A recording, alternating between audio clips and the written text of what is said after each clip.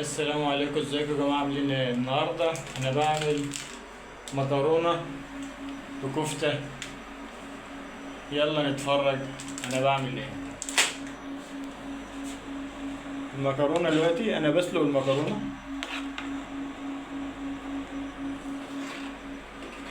وهنا بجهز المقلايه علشان الصلصه والبصل والفلفله والبهارات والكفته اللي انا مقطعها فيها، وهتشوفوا احلى مكرونه ان شاء الله.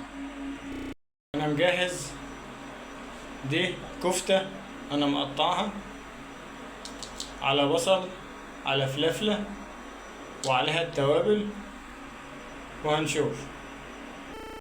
دلوقتي انا حطيت الحاجات اللي احنا قلنا عليها: الكفتة والبصل الفلفلة التوابل ولسه الصلصة.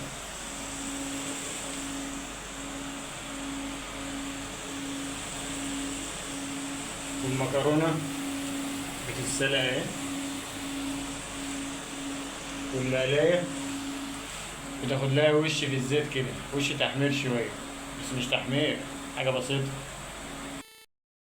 وبعدين احط الصلصة معدل، انا بعمل على قد طبعا ايه، نص كيس مكرونة، نص كيس يعني تقريبا ربع كيلو.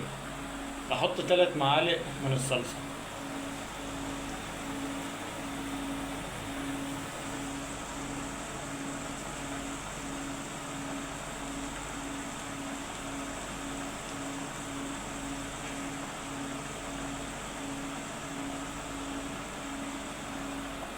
معدل 3 معالق من الصلصة، واديها تقليبة برضو كده. كده انا قلبت الصلصة على الكفتة على الفلافل على التوابل على البصل زي ما انتم شايفينها كده.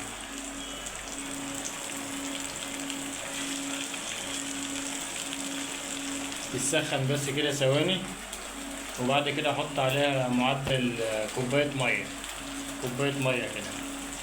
ويا ريت تبقى كوباية مية من اللي هي بتاعة السليق بتاعة المكرونة.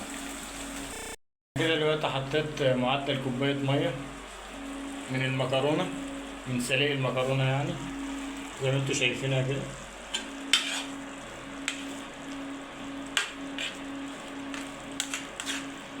تتقلب شوية لما يعني زي ما يكون كده المية تنشف اللي فيها والصلصة تتقل، نحط عليها المكرونة.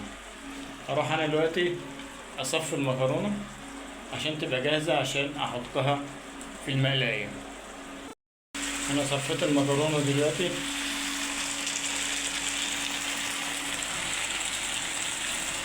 مسلوقة بالواحدة، يعني مفيش واحدة لازقة في اختها. هنحط المكرونة في المقلاية على التسبيكة.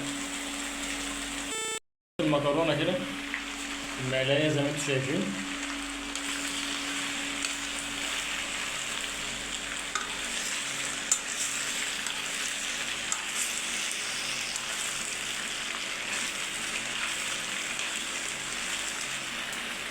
هناخدها تقليبتين كده ونسيبها على النار، وبعد كده نحط في الطبق ونشوف.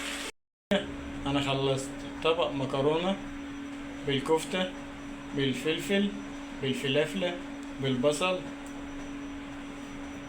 تعالوا نشوف.